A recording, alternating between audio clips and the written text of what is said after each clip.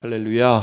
예. 우리는 계속해서 제자에 대해서 하나하나 살펴보고 있습니다.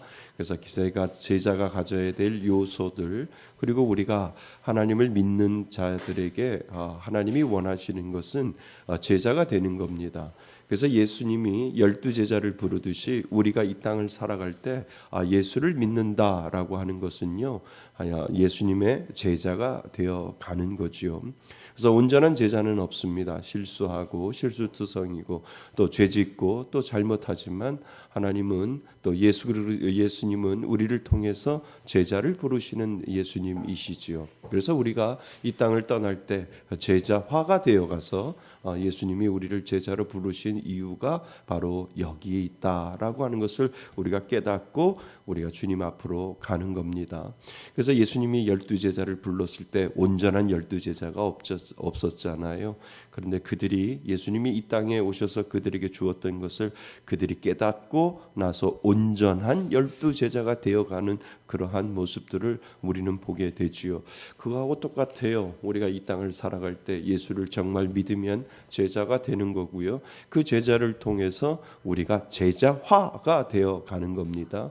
온전한 제자는 되어지지 아니하지만 우리가 점점 그것을 깨닫게 되고 또 주님 앞에 갈 때 되면 웬만한 제자가 되어가는구나 라고 하는 것을 우리는 깨닫고 주님 앞에 가게 되는 거죠. 그래서 예수를 믿으면 그때부터 discipleship이라고 하는 예수님의 제자화가 우리가 되어가고 있습니다. 여러분은 예수님의 제자이지요? 예, 제자는 제자의 삶을 따라가야 됩니다. 그래서 하나하나 우리는 그 예수님의 제자가 되어가는 것을 오늘도 하나하나 공부해야 하는데요. 우리가 지난 시간에는 제자, 종으로서의 섬김에 대해서 우리가 공부했다면 제자가 될 때 필요한 대가가 있다라고 하는 거예요. 그러니까 내 것을 내려놓지 못하고 하나님을 따라갈 수 없고 예수님의 제자가 될 수 없는데 그것을 다른 말로 이야기하면 그 대가를 지불하는 거죠. 근데 내가 억지로 지불하면 힘들잖아요. 그죠? 내가 억지로 그것을 대가를 지불하려고 하면 자꾸 나를 드러내려고 하는데 그게 아니라니까요. 그 대가는요, 나를 사랑하여 주시고 나를 제자 삼아 주시는 그 하나님의 은혜가, 예수 그리스도의 사랑이 내 안에 들어있으면 그 대가를 넉넉하게 지불할 수 있는 그 은혜를 하나님이 믿는 자에게, 예수님의 제자에게 분명히 주셨다라고 하는 거지요.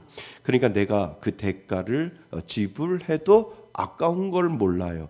내가 그 대가를 지불해도 힘들어도 마음속에 기쁨이 넘쳐요. 내가 그 대가를 지불하더라도 어려워도 하나님 앞에 감사할 수 있는 그 은혜를 믿는 자에게 주셨다라고 하는 거예요. 그러니까 그것보다도 더 큰 은혜를 우리가 받았기 때문에 그 대가가 우리는 아까워하지 아니하고 그 대가를 내가 지불함으로 말미암아 내가 손해본다라고 생각하지도 않지요. 이것이 믿는 자에게 주신 하나님의 대가성이다라고 하는 것을 오늘 우리는 배우셔야 됩니다. 그래서 제자는 아까운 게 없어요. 누구를 위해서 사용하면, 주를 위해서 사용하면 그 대가를 충분히 지불할 수 있는 그 은혜를 그 믿는 자에게 분명히 주셨다라고 하는 거예요. 절대 예수를 믿지 않는 사람들은 이 대가를 지불할 때 아깝다는 생각이 들거든요. 내가 시간이라고 하는 대가를 지불하잖아요. 아깝다고 생각해요. 내가 돈이라고 하는 것을 지불하잖아요. 그러면 믿지 않는 사람들은 아깝다고 생각을 해요. 그리고 내가 뭔가 손이 필요하고 내가 봉사를 할 때 내가 힘들여서 그 모든 것들을 하는 것을 믿지 않는 사람들은 정말 시간이 아깝다라고 이야기를 하는데, 그거는 우리 믿는 사람들은 그게 아니잖아요. 믿으면 믿을수록, 제자가 되면 될수록 하나님 아깝지 않아요. 주를 위하여 사용하고 주를 위하여 시간을 내고 주를 위하여 헌신하고 주를 위하여 봉사하는 이 모든 것 하나님 기쁨으로 여깁니다. 더 드리지 못하고 더 봉사하지 못해서 문제이지 하나님 괜찮아요 라고 하는 그 믿음의 고백을 우리가 하게 되는 겁니다. 아멘. 예, 그래서 우리는 대가에 대해서 오늘 공부하셔야 됩니다. 제자도에는 치러야 할 뭐가 있다고요? 대가가 있다라고 하는 것을 오늘 우리는 생각해 보려고 합니다. 자, 하나하나 우리 살펴보겠습니다. 제자도 잊지 마셔야 됩니다. 제자는 지난번에 종으로서 섬기는 거죠. 그래서 이번에는 우리가 무엇을 대가를 지불할까라고 하는 부분을 생각을 해 보셔야 됩니다. 기독교 신앙은 하나님의 은혜로 시작합니다. 은혜가 먼저이지요. 맞지요? 나의 노력과 내가 예수를 믿는 것이 먼저 있는 것이 아니라 하나님의 은혜가 왔을 때 우리는 그 은혜 때문에 살아가는 존재이지요. 그래서 은혜가 제일 먼저예요. 죽어있는 나에게 찾아오시는 누구요? 하나님이 계시기 때문에 죽어있는 내가 하나님 때문에 살아났기 때문에 그 살아나는 것에 대한 은혜의 반응을 우리가 보여주는 것이 믿는 사람들의 모습입니다. 그래서 기독교 신앙은 하나님의 은혜로 시작합니다. 하지만 그 은혜를 받아들인 자는 반드시 제자의 길을 걷도록 부름 받았습니다. 그래서 예수를 믿으면 우리는 제자의 길을 오늘도 걸어가는 겁니다. 오늘 본문은 예수님과 세 명의 제자 후보들, 제가 후보들이라고 이야기를 했는데요. 후보들이 있습니다. 제자인데 그냥 제자가 아니라 누구라고요? 제자가 될 후보들 사이의 대화를 통해 제자도에 따르는 현실적 희생을 보여주고 있다라고 하는 거죠. 그러니까 대가는 뭐예요? 희생이에요. 근데 그 희생이 억지로 되는 희생이 아니라 내게 주신 그 은혜가 있기 때문에 내가 그것을 넉넉하게 기꺼이 희생할 수 있는 그 은혜를 하나님은 믿는 자에게 주셨다라고 하는 겁니다. 그래서 그 제자에는 희생을 보여줍니다. 예수님은 그들을 낙담시키려는 것이 아니라 진정한 뭐가 되기 위해 제자가 되기 위해 무엇이 필요한지를 정직하게 가르치시는 것이지요. 그래서 오늘 우리 역시 같은 질문을 받아야 합니다. 나는 진정으로 예수님의 뭐입니까? 제자입니까? 라고 하는 이 질문을 내 스스로 내게 던져 보셔야 됩니다. 나는 정말 그 대가를 치를 때 그 대가에 대해서 억지로 하는 것인가? 아니면 그 대가를 내가 지불하면 지불할수록 내 마음속에 기쁨이 넘치는가? 둘 중에 하나가 분명히 여러분들의 마음속에 있다라고 하는 거지요. 근데 여기에 모인 지금 금요 철야에 나오신 여러분들은 아깝다는 생각 안 들으실 거예요. 아멘. 그죠? 하나님 앞에 내 시간을 더 드리지 못해서 죄송하고 내 손을 더 드리지 못해서 죄송하고 내 물질을 더 드리지 못해서 죄송한 것뿐이지 여기에 오신 분들은 분명히 예수를 믿기 때문에 하나님 앞에 진정한 제자가 되기 위한 그 노력을 우리는 하게 되는 거죠. 그래서 우리는 자꾸 기뻐하는 거예요. 하나님, 저를 하나님의 귀한 제자로 만들어 주셨사오니 그 대가를 지불하는데 아깝지 않아요. 드리지 못해서 죄송한 거고 시간을 내지 못해서 죄송한 것뿐이지 하나님 내 마음속에 그 은혜를 주시니 감사합니다 라고 하는 그 믿음의 고백을 우리가 할 수 있는 것, 그것이 바로 진정한 제자다라고 하는 것을 우리들에게 가르쳐주고 있습니다. 그래서 나는 진정으로 예수님의 제자입니까? 나는 어떤 대가를 지불하고 주님을 따르고 있습니까? 라고 하는 이 질문으로 우리는 시작하셔야 됩니다. 첫 번째, 제자도는 안락함과 안정에 대한 포기를 요구합니다. 뭐라고요? 한번 읽어보시죠. 시작. 제자도는 안락함과 안정에 대한 포기를 요구합니다. 그러니까 예수를 믿으면은요 안주하지 않아요. 계속해서 뭔가를 자꾸 내가 예수님을 닮아가기 위해서 내가 닮지 못하는 것에 자꾸 포기를 하고 내가 닮지 못하는 것에 자꾸 내려놓고 누구를 닮아가려고 해요? 예수를 닮아가려고 하는 거지요. 그래서 우리는 늘 제자가 된다는 것은 이 땅의 안락함과 안정에 대한 뭐로부터? 포기로부터 시작되는 것을 우리들에게 가르쳐주고 있다는 겁니다. 그래서 첫 번째 오늘 우리가 읽은 57절부터 보면 세 종류의 사람이 나오는데 첫 번째 종류의 사람을 우리는 생각해 보셔야 됩니다. 첫 번째 사람은 감정적인 결단으로 예수님을 따르겠다라고 하는 것이 나오지요. 그러니까 하지만 예수님은 자신의 삶이 불확실성과 불편함의 연속임을 예수님이 직접 가르쳐주고 있다는 거지요. 자, 57절 58절 한번 보세요. 첫 번째 사람이 나타나는데 길 가실 때에 어떤 사람이 여짜오되 어디로 가시든지 나는 뭐 한다고요? 따르겠습니다. 이렇게 고백을 하지요. 그럴 때 예수님께서 말씀하시되 이렇게 말씀하십니다. 여우도 굴이 있고 공중에 새도 집이 있으되 인자는 머리 둘 곳이 없도다 하시고 이렇게 예수님께서 말씀하시는 거예요. 그러니까 예수님도 말씀하시는 거예요. 여우도 뭐가 있고 자기 집이 있고 공중에 새도 자기 집이 있는데 인자가 뭐 할 것이 없다고요? 머리 둘 것이 없다라고 하는 것을 우리들에게 이야기를 해주고 있다는 거예요. 그러니까 영원한 것이 없다는 거예요. 이 땅에서는. 그죠? 믿으시죠? 이 땅에서는 영원한 것이 없어요. 잠시 머물다 가는 거지요. 잠시 머물다 가기 때문에 이 땅에서 아무리 많은 것들을 가진다 할지라도 포기할 줄 알아야 되지요. 내려놓을 줄 알아야 되지요. 왜요? 이 땅에서 아무리 좋은 것을 가져도 우리는 가질 수 없고 누릴 수 없고 잠시 갖고 잠시 누릴 뿐이지. 그래서 예수님이 그런 말씀하시는 거예요. 이곳에 내가 누릴 곳은 없고 이곳은 잠시 내가 머물 것이고 모든 것들을 포기하고 나는 이 땅을 떠날 것이다 라고 예수님이 말씀하신다는 거예요. 그러니까 제자가 된다는 건 포기할 줄 알아야 되는 거지요. 제자가 된다는 것은 내려놓을 줄 알아야 되는 거고요. 제자가 된다는 것은 그래서 하나님이 그 제자가 자꾸 내 것이 아닌 것을 내 것이라고 얘기하지 아니하고 내려놓고 갈 줄 아는 그러한 믿음의 고백이 분명히 있어야 된다는 거예요.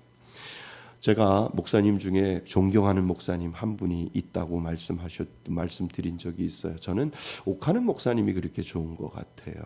저는 옥한 목사님이 돌아가셨지만 참 신앙을 처음 그분을 접하면서 그분하고 같이 그분의 설교를 들으면서 참 젊었을 때 20대 때 그분의 교회도 가고 가면서 참 많은 은혜를 받고 책도 많이 읽고 그리고 책을 통해서 많은 것을 감동을 받았는데 그분이 은퇴를 하시고 이런 이야기를 해요. 목사로 산다고 하는 것 너무 많이 느렸다는 거예요. 그리고 하나님 앞에 갈 때 내 자신이 얼마나 두려운지 모르겠다라고 그렇게 고백을 해요.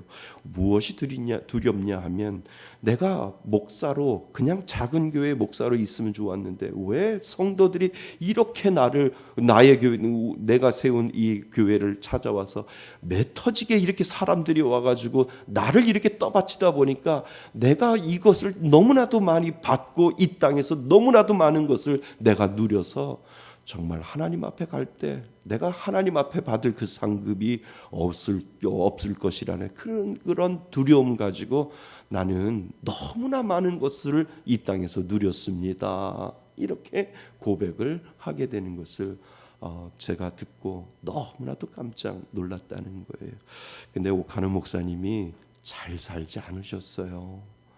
그냥 생활도 풍부하지 않았어요. 근데 어떤 분이 목사님 집에 사택에 갔더니 갔던 기억이 있다는 거예요. 근데 그냥 간 것이 아니라 목사님이 보시는 컴퓨터가 망가진 거예요. 망가져가지고 그 교회 그 방송실에 있는 집사님 우리 집에 컴퓨터가 망가졌으니까 와서 좀 고쳐주세요라고 아주 정중하게 옥하는 목사님이 그렇게 이야기를 했다는 거죠. 그래서 그 집사님이 어렵게 그 사택을 처음이자 마지막으로 구경을 하게 됐다는 거죠. 그런데 소파도 옛날 소파 그대로였고 그리고 컴퓨터도 옛날 컴퓨터 그대로였고 목사님 집이라고 해서 희한한 줄 알았더니 옛날 가구에, 옛날 침대에, 옛날 소파에, 옛날 컴퓨터에 그대로 옛날 것이 그대로 새 것으로 바뀐 것이 없고 그대로 있는 것을 보면서 그 집사님이 감동을 받았다는 거예요. 어우, 10,000명, 20,000명을 2만 명 성도를 다스리는 그러한 교회의 담임 목사님의 집이 이렇게 초라한 줄을 몰랐다라고 하는 거죠. 그러면서도 오카노 목사님이 마지막 은퇴하시고 설교하실 때 나는 이 땅에서 살 때 너무나 많은 것을 받았는데 하나님 앞에 가면 나는 부끄러워요라고 하는 그 고백을 하게 되었다, 한 것을 보게 되었다라고 하는 거지요. 목회자가 포기해야 되잖아요, 먼저. 그래서 세습이 있으면 안 되는 거예요. 저는 제일 싫어하는 게 세습이에요. 세습하면 안 돼요. 아무리 포장해도 그 세습에는 뭐가 들어있어요? 욕심이 들어있다는 거예요.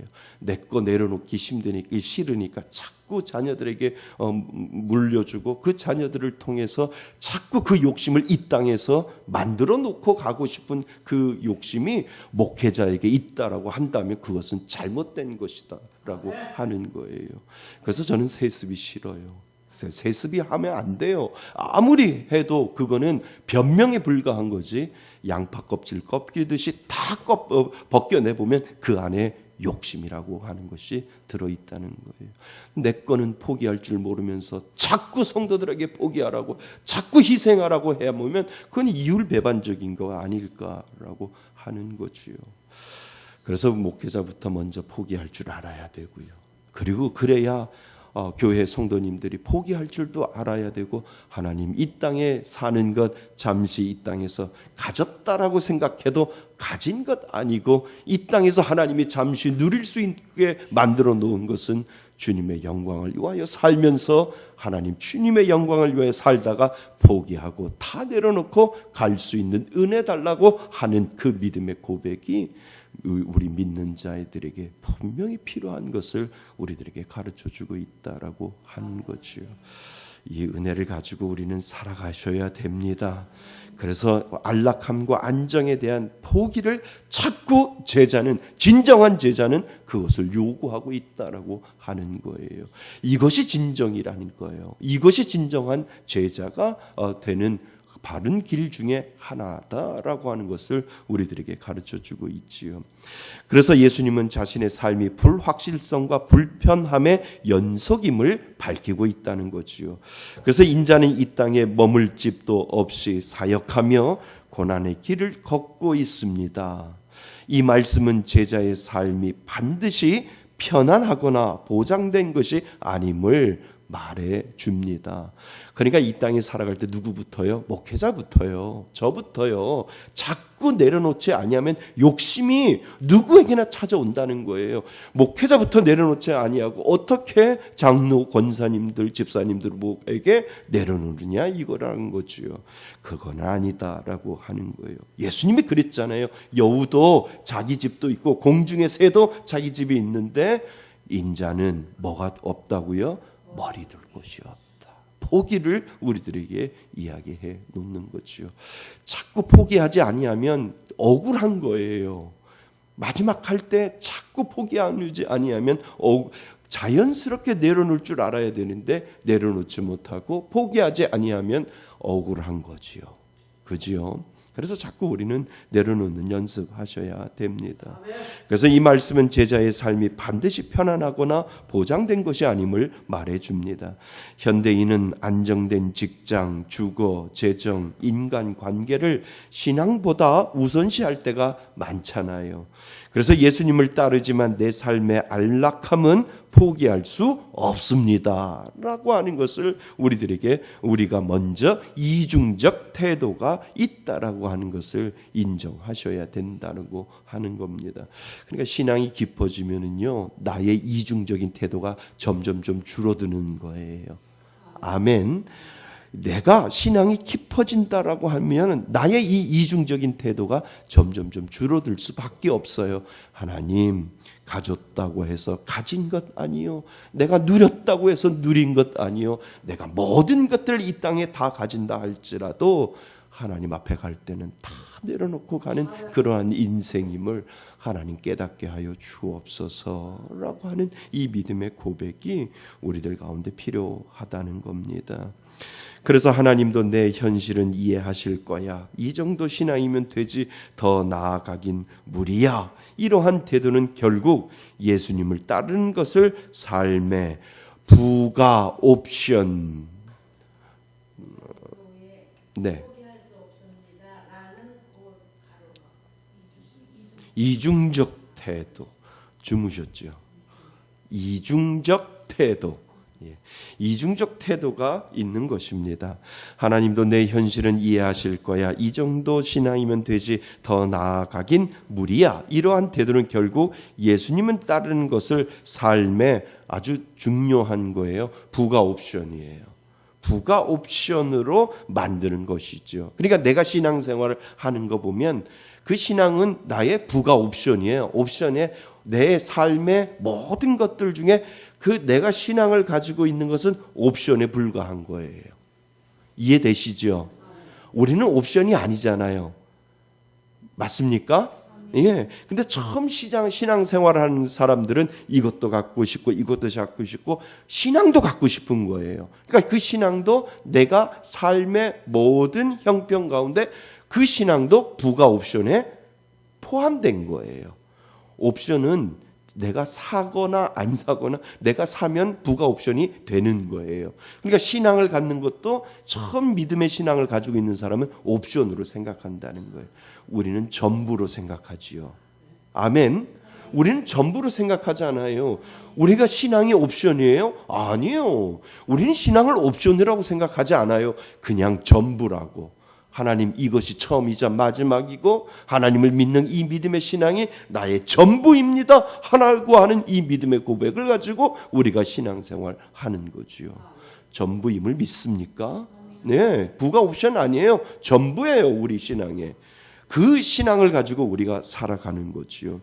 그래서 예수님은 말씀하십니다. 내가 진정으로 나를 따르려면 편안함을 내려놓을 준비가 되어 있어야 한다. 예수님께서 지금 그렇게 이야기를 하고 있는 거지요. 나는 주님을 따르는 길에서 어떠한 편안함이나 보장된 안정을 붙들고 있습니까? 그것이 우리 신앙의 걸림돌이 될 수 있다는 것을 오늘 우리들에게 가르쳐주고 있다라고 하는 거지요. 근데 이거 어려운 거예요. 정말 어려운 거예요. 하나님 예수를 믿으면 좀 더 잘 살려고 하고 이 땅을 살 때도 누리려고 하고 이 땅을 살 때도 좀 더 하나님 가져서 하나님도 믿고 하나님이 주시는 이 부가적인 이 땅의 삶의 편안함도 허락하여 주옵소서라고 하는 것이 우리들의 신앙의 기본이 될 수 있는데 지금 예수님은 전부를 이야기를 해놓고 계는 거죠.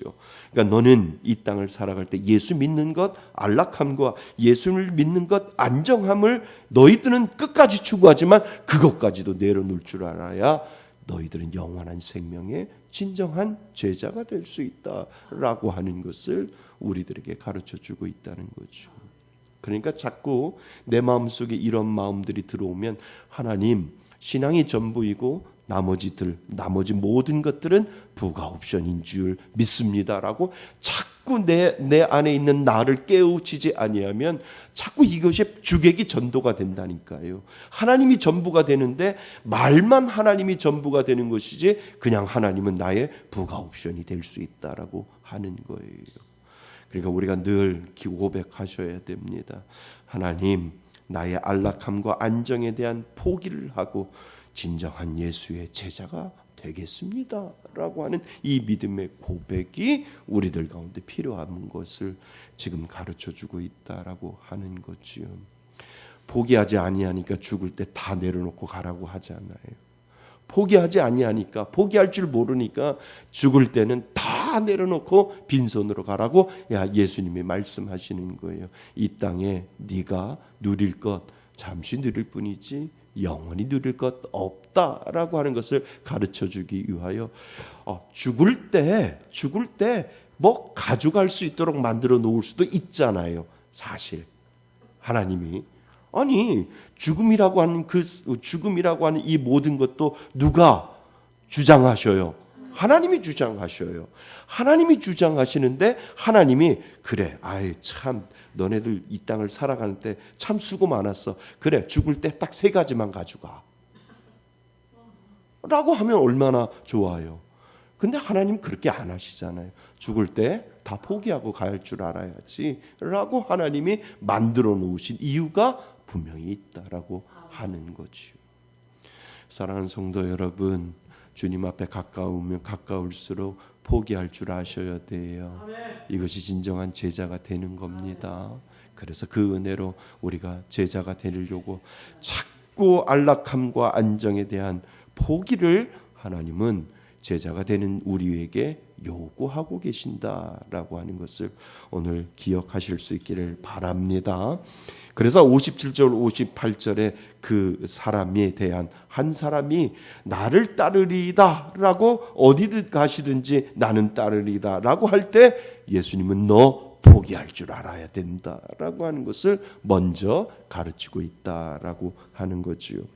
자, 둘째는 두 번째 사람 59절하고 60절에 나오는 한 사람에 대해서 또 이야기를 해주고 있습니다. 제자도는 세상의 의무보다 하나님의 부르심에 우선시해야 합니다. 부르심에 뭐 하라고요?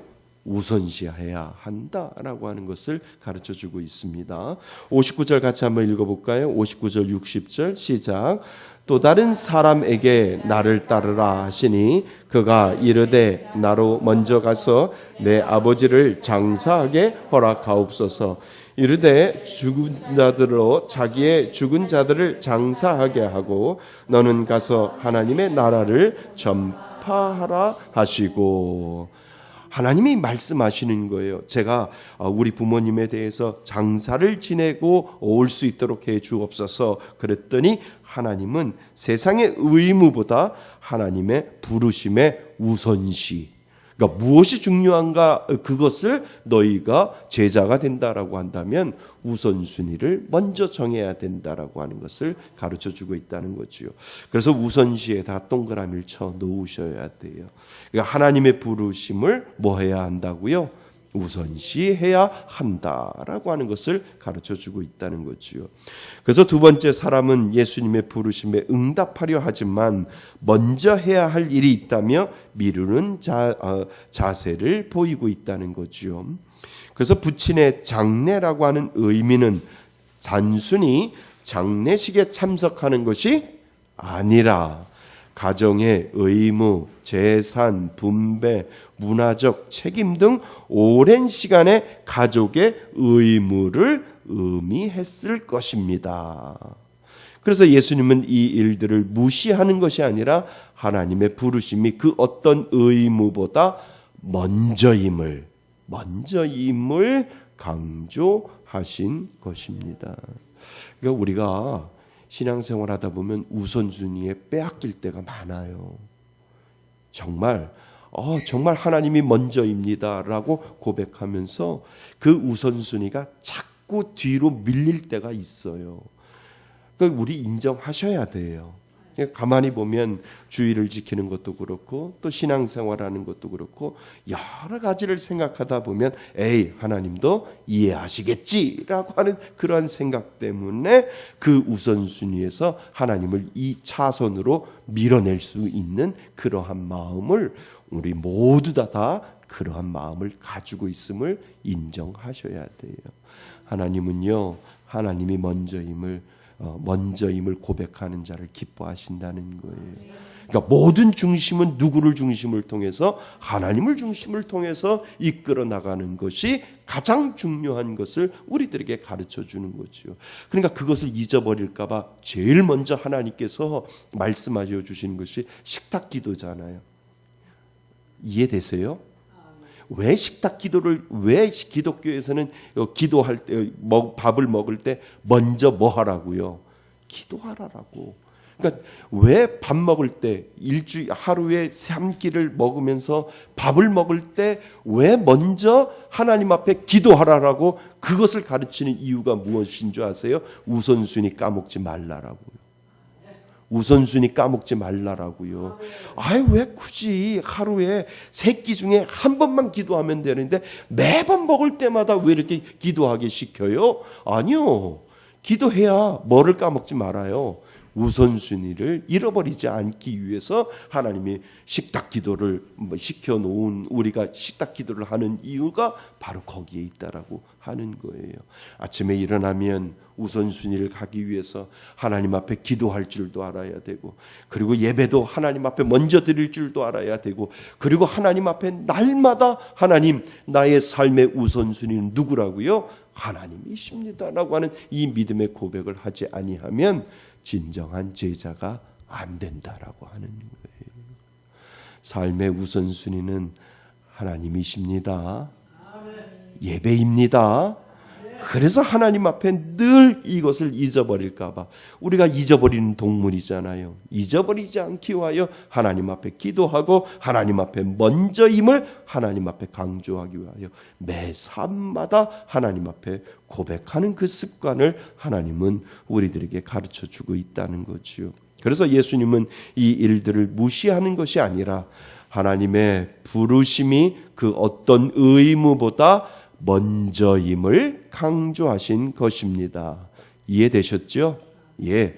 그래서 우리 역시 하나님 지금은 좀 바쁘니까요, 이런 이야기 하잖아요. 특별히 신앙이 연약하신 분들. 그래서 교회에 오라고는 뭐라 그래요? 조금만 더 있다가요, 이렇게 이야기를 하잖아요. 그러니까 신앙의 결단을 미루는 사람들 보면 우선순위가 바뀐 거예요. 그러니까 믿음이 깊어지고 신앙이 깊어진다라고 하면 우선순위가 누구라고요? 하나님이라고요. 그런데 믿지 않거나 신앙이 연약한 사람들 보면 우선순위가 바뀌어 있잖아요. 그래서 교회 오라고 그러면 뭐라고 해요? 이 사업 좀 잘 되면 갈게요, 이렇게 이야기하잖아요. 좀 내 마음이 좀 편해지면 교회 갈게요, 그렇게 이야기하잖아요. 뭔가 달라지지 않았어요? 아니, 내 마음이 편해지면 교회 갈 거예요가 아니라 교회 가야 내 마음이 편해져요. 편해져야 그 편한 마음을 가지고 세상에 나와서 무엇인가를 할 수 있는데, 믿음이 연약한 사람들이나 믿지 않는 사람들은 뭐요? 접선하듯이 내 마음이 편해야 뭐요? 교회도 갑니다. 그런 얘기 하잖아요. 그럼 뭐라고 말씀하셔야 돼요?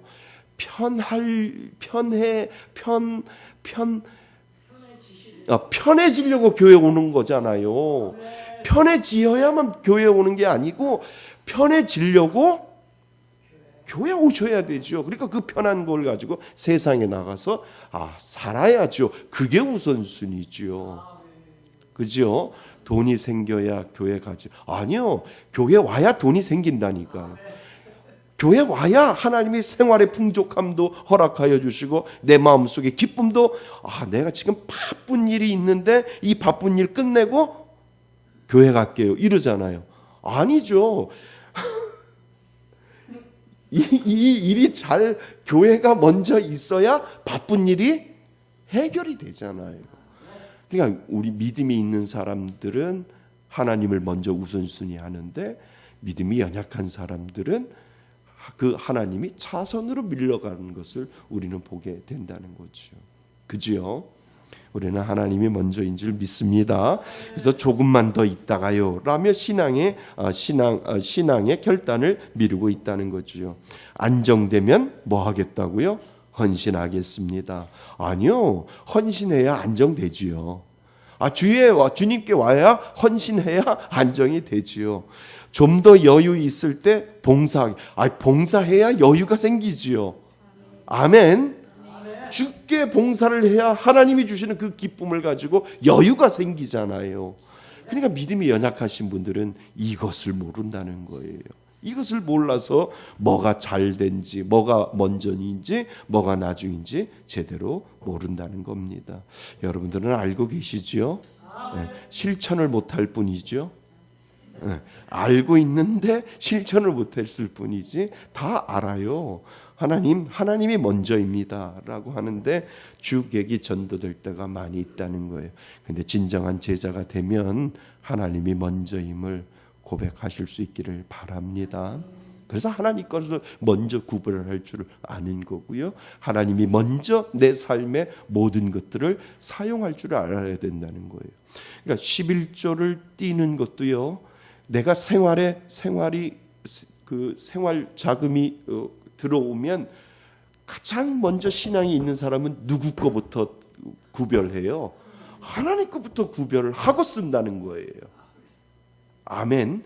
이거 되게 중요해요. 신앙의 기본이 되는 사람들은 가장 먼저 수입이 들어오면 이거는 내 거 아니야. 누구 거? 전부인데 하나님 구별해서 소중한 것들을 하나님 앞에 먼저 떼어놓고 그리고 내가 살게요 라고 하는 이 믿음의 고백이 11조라는 거예요.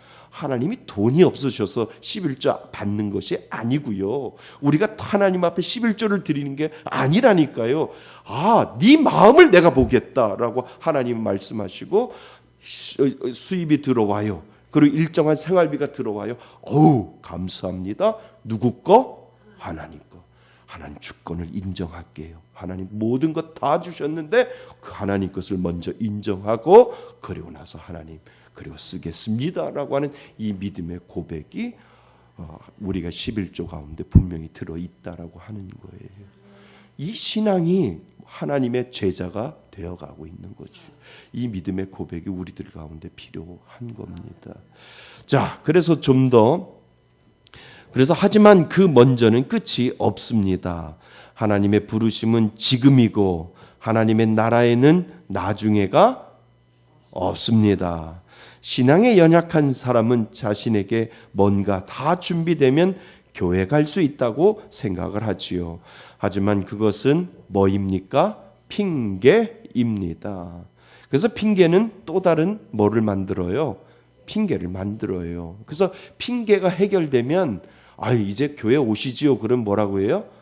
또 다른 핑계를 만들어내는 거예요. 믿음이 연약하고 아직 주님을 하나님을 믿지 않는 사람들은 핑계에 또 다른 핑계를 만들어낸다는 거예요. 근데 우리가 6월 15일 날 전도잔치 할 때 이제 전도 대상자에게 자꾸 이제 요구를 하잖아요. 그러면 수많은 핑계들이 많아요.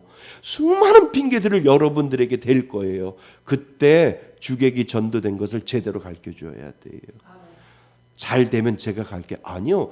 잘 와야 잘 된다니까요. 이렇게 이야기하는 거예요. 난 이 급한 거 빨리 해결하고 내가 교회 갈게요. 빨리 해결하려면 어디 와야 돼요? 교회 와야 돼요 라고 얘기할 줄 알아야 되는 거예요. 그러니까 주객이 전도된 것을 바로 잡아줄 줄 알아야 된다는 거예요. 이 사업 잘 되면 제가 교회 갈게요. 아니요. 교회 와야 사업이 잘 돼요 라고 하는 것을 가르쳐 주셔야 돼요. 이것이 바로 우리에게 가르쳐 주신 이 핑계로 여기지 않도록 그 핑계를 제대로 가르쳐 주셔야 된다라고 하는 거죠. 이것이 진정한 제자가 되어 가는 겁니다. 여러분에게 있어서 먼저 해결해야 할 일들이 과연 정말 그렇게 중요한 것입니까? 세상의 의무보다 하나님의 부르심을 오늘도 우리는 우선시해야 합니다. 세상의 의무보다 하나님의 뭐요? 부르심을요 우선시해야 이게 뭐가 된다는 거예요? 진정한 제자가 되어가는 것이다 라고 하는 것을 가르쳐주고 있지요. 자, 셋째, 제자도는 과거의 미련을 끊고 미래를 향해 전진하는 결단이 필요한 거지요. 그래서요 결단이 필요한 겁니다. 61절 62절 같이 한번 읽어보겠습니다. 61절 62절입니다. 시작. 또 다른 사람이 이르되 주여 내가 주를 따르겠나이다마는 나로 먼저 내 가족을 작별하게 하라 하소서.